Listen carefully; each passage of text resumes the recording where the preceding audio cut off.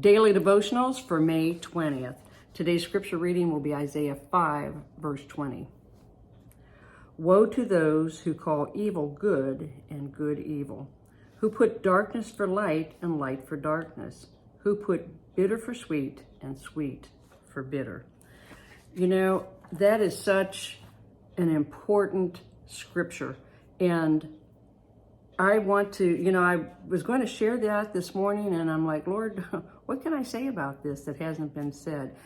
And he reminded me of Dr. Benjamin Spock.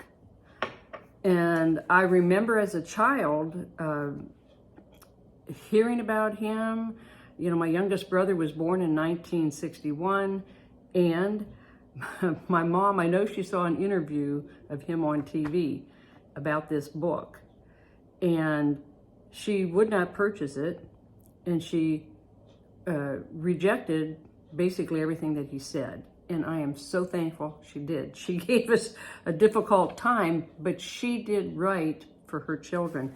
Spock wrote this book called Common Sense Book on Baby and Child Care in 1946, okay? And by 1998, it had sold 50 million copies, translated 42 languages, and is said to be the second best-selling book next to the Bible. So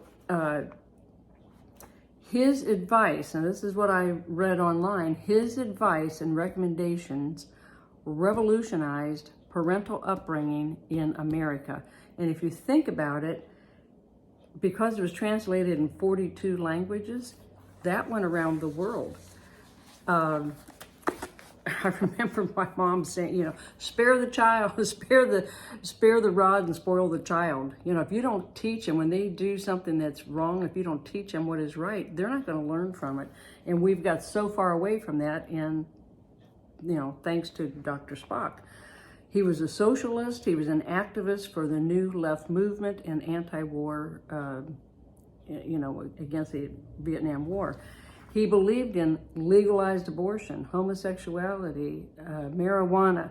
He ran for president in '72 on the People's Party ticket. And his books are criticized for promoting disorderliness and permissiveness.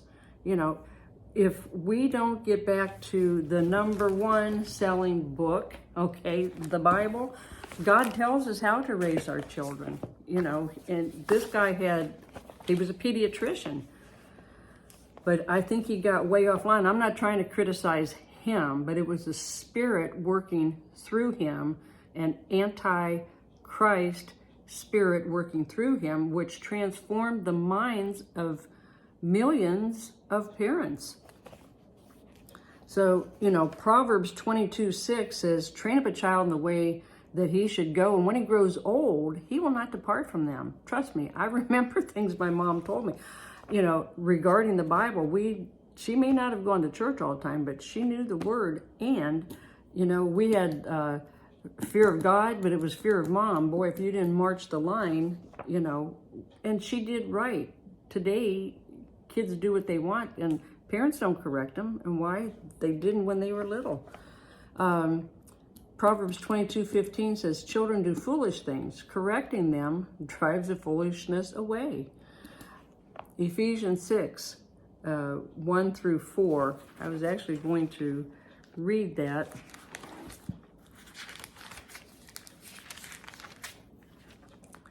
Honor your father and mother, which is the first commandment with promise. Do you see kids honoring their parents today? It is terrible, but we've allowed it, we've taught it. That it may be well with you, that you may live long on the earth, and your fathers do not provoke your children to wrath, but bring them up in the training and admonition of the Lord. Okay, that's 1 through 4. Proverbs 23:13 and 14. Don't hold back correction from a child. If you don't correct them, if you correct them, they won't die. So correct them and save them from death. Now, I don't think he's talking about a natural death. It can be, you teach your kid you don't run out in the middle of the street, but that would save them from death if a car is coming. but it's spiritual death. We as parents and grandparents need to be correcting our children.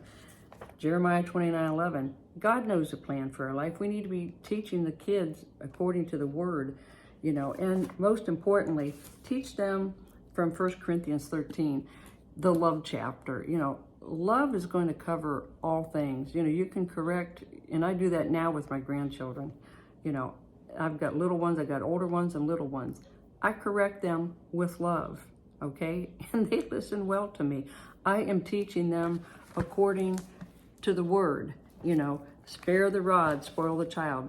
There's a difference between giving them a spank on the behind and beating them with a rod, okay, or something. We don't want to do that, but we need to get back to the basics here and teach them what is right and what is wrong. Because, whoa, okay, I want to read that again, Isaiah 5, verse 20. If I can find it here. Woe to those who call evil good and good evil. Look at where we've come since 1946.